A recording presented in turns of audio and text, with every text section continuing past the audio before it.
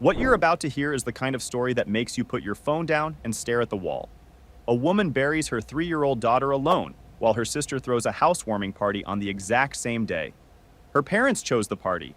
Then all three of them expected her to forgive and keep the peace like she always had. What they didn't count on is that she was a nurse with years of connections inside the healthcare system. She'd been quietly paying attention to her sister's work for months, and she'd already started making calls. I was there for almost all of it, and I don't feel bad about a single thing that happened next. My sister moved her housewarming party to the same day as my daughter's funeral. She called it a minor event. Our parents defended her. The next time they saw me, it was already too late. I'm posting this on behalf of my best friend, Claire. She can't bring herself to write it, and honestly, I think she just doesn't want to. But I've been carrying this for 3 years now, and I feel like people need to hear what happened, what her family did to her, and what she did about it. I've known Claire since we were both in our mid-20s, met through a mutual friend at some work event in Austin.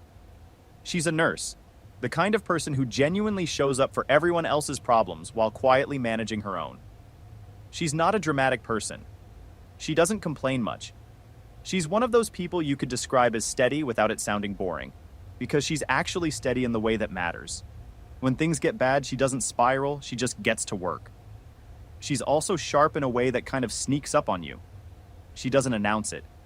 She just understands situations faster than most people and files things away until she needs them. When her daughter Grace was diagnosed with stage 4 neuroblastoma at age 2, that was exactly how she handled it. She didn't fall apart. She got organized. She got informed. She found the best specialist she could access. She learned everything there was to learn about the treatment options. And she showed up at that hospital every single day for over a year. Grace was 3 when she passed, June 9th. I remember because she called me early that morning, and I drove to the hospital without even thinking about it. And then I just sat in the parking lot for about an hour after we hung up, because I had no idea what else to do with myself. Grace was one of the sweetest kids I've ever been around. She loved strawberries more than any food on earth. She made up songs about literally everything she saw. Her shoes, the ceiling fan, whatever random object was in her eyeline. The nurses on her floor loved her. Claire had put drawings Grace made all over the outside of her hospital room door. It was hard to be in that building and not feel like something precious was happening in there that the world wasn't paying enough attention to. Now, Claire's family, her parents and her younger sister Nicole, had technically been around during Grace's illness. Loosely. Her parents lived out in Phoenix and visited twice in 6 months. Her sister Nicole, who lived about 40 minutes from Austin, came once. She stayed maybe 20 minutes and left complaining about the hospital parking fees. Claire never said a word about any of it to me. I brought it up once, gently, and she just said something like, "Everyone deals with this stuff differently," and changed the subject. That was her. She wasn't going to let herself resent her family while she was focused on Grace. She'd shelved it. I watched her shelve it. I'll be honest, I'd heard enough about Nicole over the years to have a pretty clear picture of who she was before any of this happened. Claire was the responsible one in their family. She was the one who smoothed things over, who kept the peace, who drove home from college when something needed handling. Nicole was the one who announced her own promotion at Claire's wedding reception. She was the one who showed up late to Claire's nursing school graduation dinner and spent most of it talking about a job offer she was considering. Every major moment of Claire's life, Nicole had found a way to make a portion of it about herself. Claire had always just absorbed it. That was the deal she'd accepted without ever consciously agreeing to it. Nobody in the family had ever said it out loud, but everyone understood it. The trouble started about 6 weeks before Grace died. Nicole called her with big news. She'd bought a house, 4 bedrooms, pool, the kind of place you put on social media with the hashtag #LivingMyBestLife, and she wanted to throw a housewarming party. She'd already booked caterers, a band, sent invitations to over 100 people, the whole production. The date she'd chosen was June 15th. She wanted the entire family there. Claire told her plainly that Grace was in end stage. The doctors had said early to mid-June was the window they were looking at. She might be planning a funeral that weekend.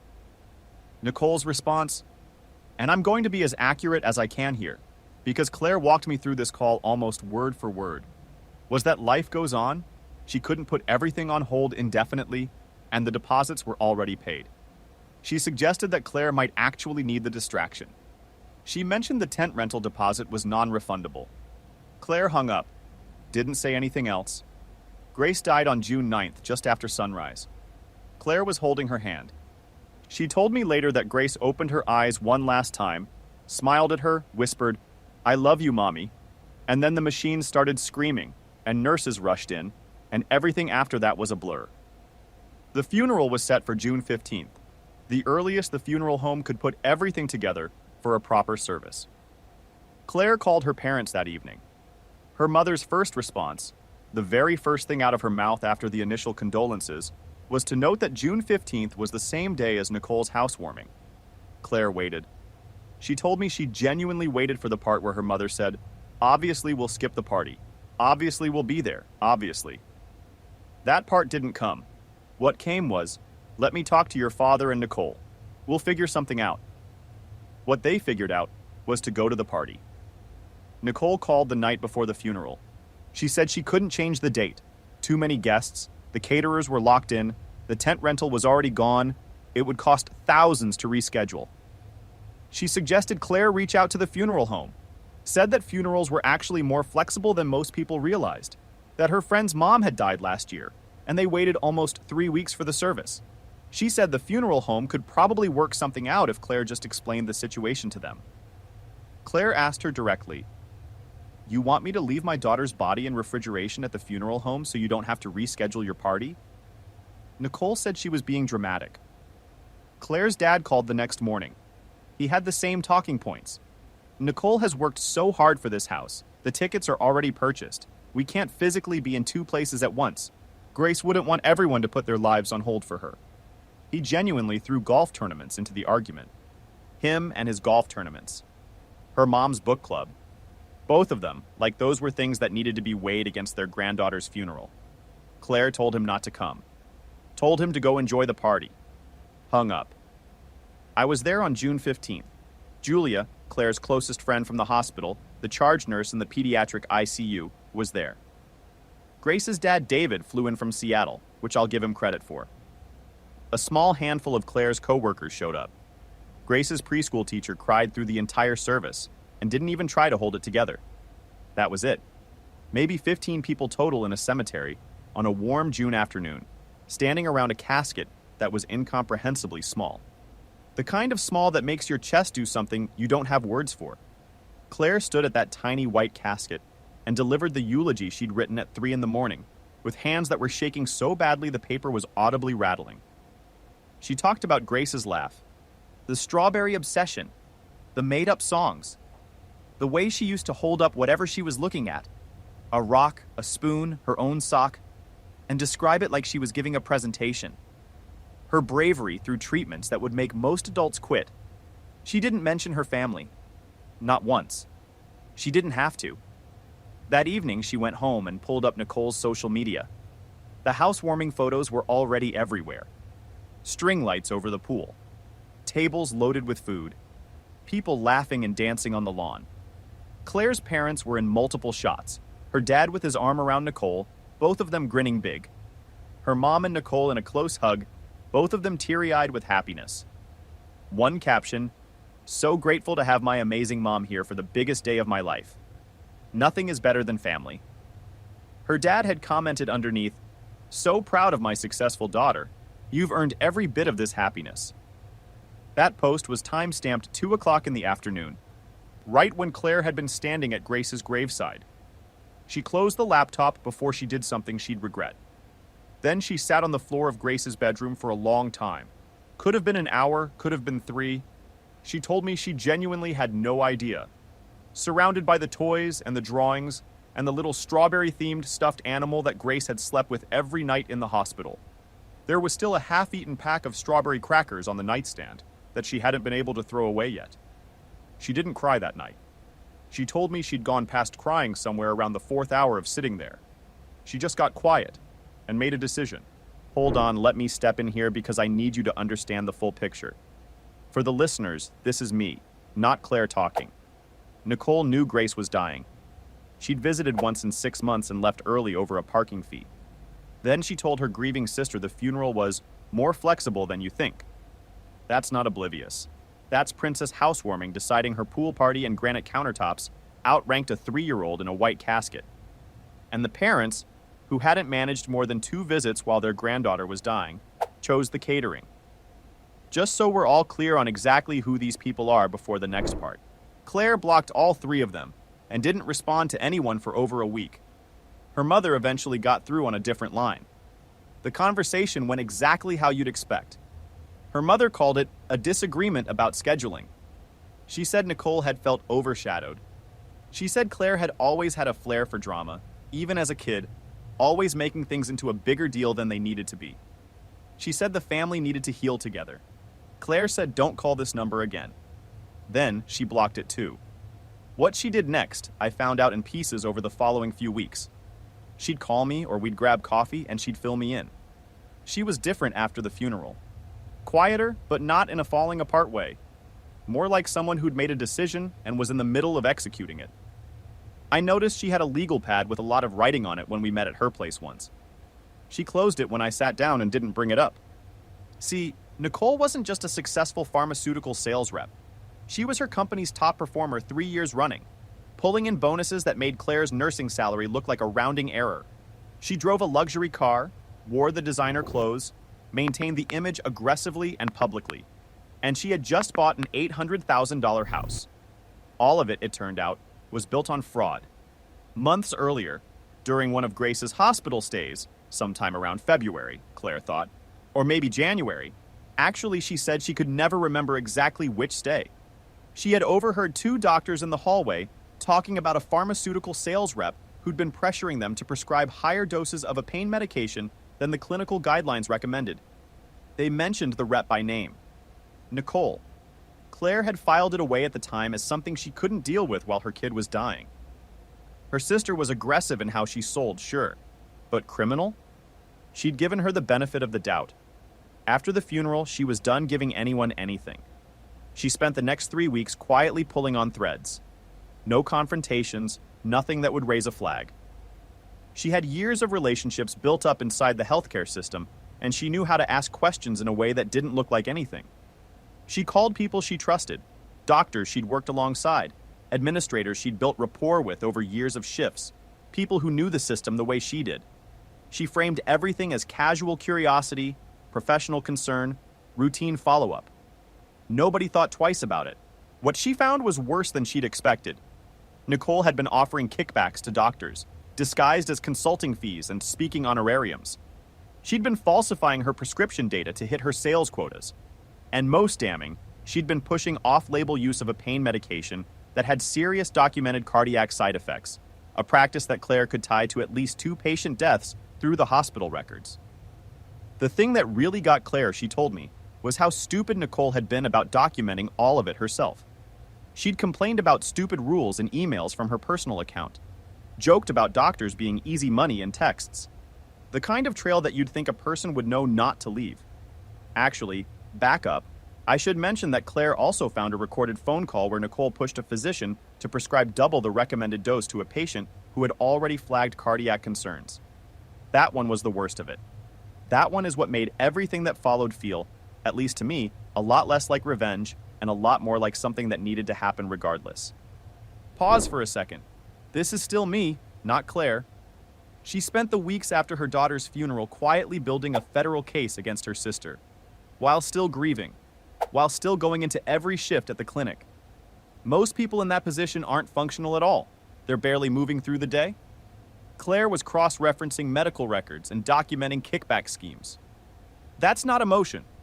That's someone with actual ice water in their veins who finally had a reason to go looking. Princess Housewarming handed the one person who knew the healthcare system inside out the exact motivation she needed. Whatever's coming next, Nicole put it in motion herself. Claire compiled everything into a detailed report and then reached out to a journalist named Trevor, who'd been covering pharmaceutical fraud for years. They'd met briefly a couple years back when he was doing a healthcare costs piece and had interviewed people at her clinic. She reached out, they met at a coffee shop downtown one Wednesday morning. She was eating a plain bagel. She mentioned this to me later like that random detail had stuck with her for some reason. And she laid everything out on the table. Trevor went through the documents slowly. said it was substantial. Asked how she'd gotten all of it.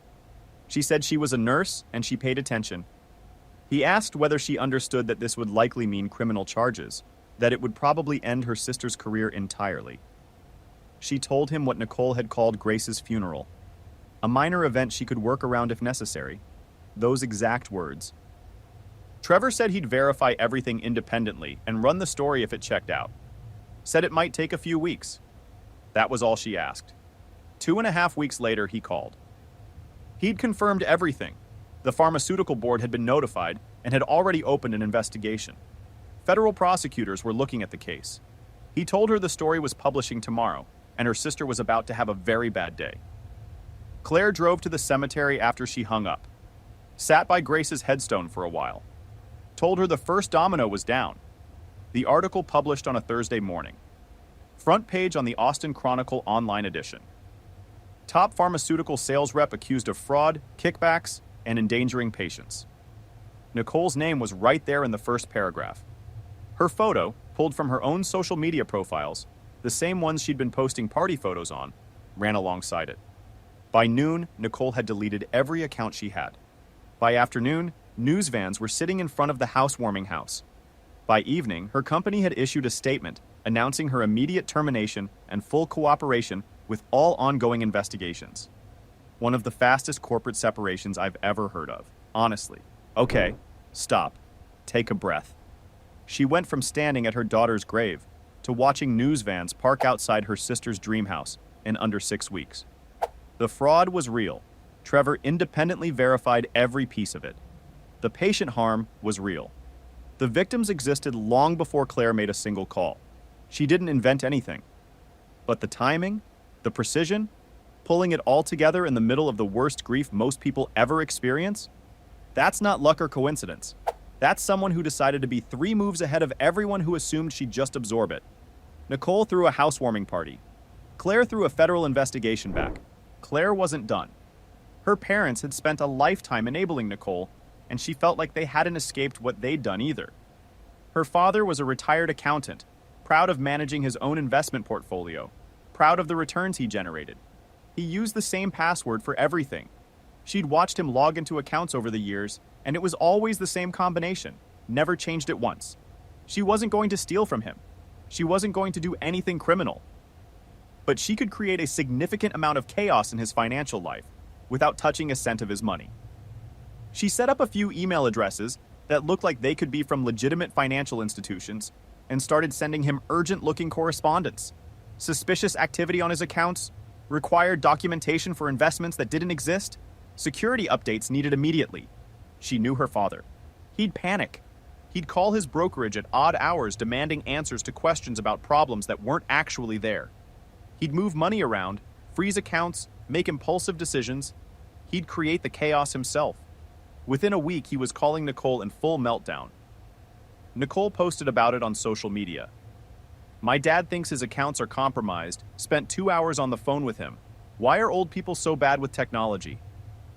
That post stayed up for 3 days before everything else came crashing down and she deleted all her accounts. Anyway, a month after the article ran, federal prosecutors filed formal charges. Healthcare fraud, kickbacks, conspiracy to defraud. Each count carrying real prison time. Nicole tried to reach Claire every way she could think of, showing up at her apartment, calling from unknown numbers, getting people to pass messages. Claire had the locks changed and put up a camera. When Nicole appeared on the doorstep one evening, crying, Claire watched her on the camera feed from inside and didn't move toward the door. Nicole sobbed into the intercom that this was too much, that one bad decision shouldn't cost her everything, that Claire was destroying her. Claire pressed the intercom button and said one thing. You called Grace's funeral a minor event. Then she let go of the button. Her parents reached her through the clinic, called during working hours, and told the receptionist it was a family emergency. Claire took the call in the break room, back against the wall, watching the door. Her mother opened with, "What you did to your sister is unforgivable." Said it was all over a party, that Claire was being vindictive, that Nicole had feelings too, and had felt like Claire was somehow trying to overshadow her big day with the funeral timing. Her father got on the line and said that Nicole had worked hard for everything she had, that she'd built herself up from nothing, and that the family owed it to her to be there. Claire said she was done and hung up, but she had one more move. She contacted several news outlets with a follow-up angle on the story. She sent them photos from the housewarming, her parents laughing arm in arm with Nicole, celebrating big. She gave them the timestamps on every photo. She gave them the date of Grace's funeral. The follow-up articles were brutal. Family celebrated house built on fraud while grandchild was being buried. The story spread far past Austin. Her parents' retirement community received complaints from neighbors. The public was not gentle with their opinions. Strangers found their contact information. Her father had to stop answering the phone. Wait. I know some of you are already typing "she went too far" in the comments. And look, I wrestled with that too. But here's what I keep landing on. These are people who visited their dying granddaughter twice in 6 months, who received a funeral date and called it inconvenient, who let Nicole describe the whole situation as a minor scheduling conflict and said nothing. They made every choice with full information in front of them. Claire just made sure the rest of the world got to see the same information they'd been sitting on. That's not cruelty. That's a receipt for choices they already made. Nicole took a plea deal. 5 years in federal prison, restitution to the victims, permanent ban from working in pharmaceuticals or healthcare of any kind. The sentencing hearing was public. Claire went and sat in the back of the courtroom. She didn't tell me she was going until after. She said she needed to see it close out in person, needed to watch the door close on it for real. Nicole saw her across the room the moment she walked in. Before the judge issued the sentence, Nicole was given the chance to speak. The designer clothes were long gone, plain gray suit, hair pulled back simple, no jewelry, nothing. She looked smaller than Claire had expected. She said she took responsibility for her actions. Said she'd made terrible choices, hurt people, violated the trust of patients and physicians. Said she deserved to be punished. Then she looked directly at Claire and told the court that her own sister had orchestrated her downfall. Not out of concern for patient safety, she said. Not out of any real moral principle. Out of personal revenge over a family disagreement. She said Claire had used the legal system as a weapon. The prosecutor objected. The judge sustained it. But Nicole had said the part she wanted to say. The judge sentenced her to the agreed 5 years. As she was let out, Nicole looked back one last time. Claire held her gaze, face completely still, until Nicole turned away first. Her parents made one final attempt after that. They drove from Oklahoma, showed up at the clinic lobby, told security it was a family emergency. Claire came down. She said when she walked out of the elevator and saw them standing there, her first thought was just how much smaller they looked than she remembered. Her father had lost weight, face gray, looked about 10 years older than the last time she'd seen him. Her mother's hands were shaking badly, and she'd aged in the way people do when the stress has been going on for a long time, not just weeks. They'd sold their retirement condo at a loss to cover Nicole's legal fees, declared bankruptcy. Were moving to a smaller place near a relative in Oklahoma. Claire said she stood about 6 feet away from them and didn't move any closer. Her dad said they just wanted to know if there was a path forward, if they were still a family somewhere underneath all of this. Claire looked at both of them for a long moment. Then she said, "There's no family here. You ended it when you chose a party over a funeral, when you made me bury my daughter alone." Her mother said they'd lost everything, their savings, their home, their daughter in prison, their reputation gone. Wasn't that enough? Hadn't they been punished enough? Claire said, "I lost my daughter, my 3-year-old who loved strawberries and made up songs about everything she saw. She died asking me if we could go to the park when she felt better. I lost everything that actually mattered. You couldn't even show up for the funeral." She walked away. Security walked her parents out. She never saw them again. About 2 months after that, she got a call from her Aunt Lydia, her father's sister, someone she hadn't spoken to in over a year. Her father had suffered a serious heart attack. He was in intensive care. Lydia said her mother was afraid to contact Claire directly and had asked her to pass the message along. She said he might not make it. She asked if Claire wanted to come. Claire said no, didn't pause on it, didn't explain it further. Just no. Lydia pushed back gently, said she'd heard about the funeral, about everything, that what her parents had done was wrong, that she understood. but that he was dying and didn't Claire want to say goodbye? Claire said, "He said goodbye to me when he chose a party over his granddaughter's funeral." There's nothing left to say. Her father didn't die. He recovered enough to leave the hospital eventually, though his health stayed fragile. Claire found out through a mutual acquaintance, not through family contact. She said she felt nothing when she heard it. Not relief, not regret. Just nothing. Final update.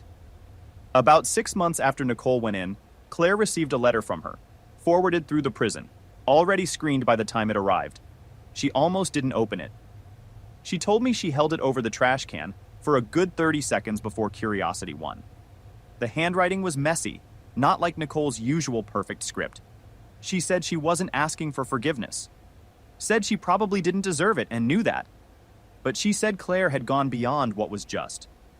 That she'd orchestrated a complete destruction, ruined their parents financially, turned the entire world against them, used legitimate crimes as the vehicle for something personal. She said she hoped the pain had filled the hole Grace left. She said she didn't think it would, that she thought Claire would always be empty no matter what she did. She also said she had loved Grace, that she'd been a terrible aunt, she knew it, but that she'd loved her, that Grace would be sad to see what Claire had become. Claire read the letter twice. Then she burned it in her kitchen sink and washed the ashes down the drain. She had cease and desist letters sent to all 3 of them through a lawyer not long after. No contact through any means, direct or through intermediaries, for any reason whatsoever. Violation would result in immediate legal action. That was the final door. Closed and locked. What she did next is the part I think about the most, honestly. She started volunteering with a pediatric cancer support organization, working with families in the middle of what she had been in the middle of. Helping parents figure out what the medical jargon actually meant, work through hospital systems that felt impossible from the inside, find resources they didn't know existed. It was hard work for her. Every kid she met was a reminder of Grace. Every desperate parent she sat with reflected something she recognized from her own worst months. There were days she'd come home from a volunteer shift and call me, and we'd just sit on the phone for a while without saying much. But she didn't stop going.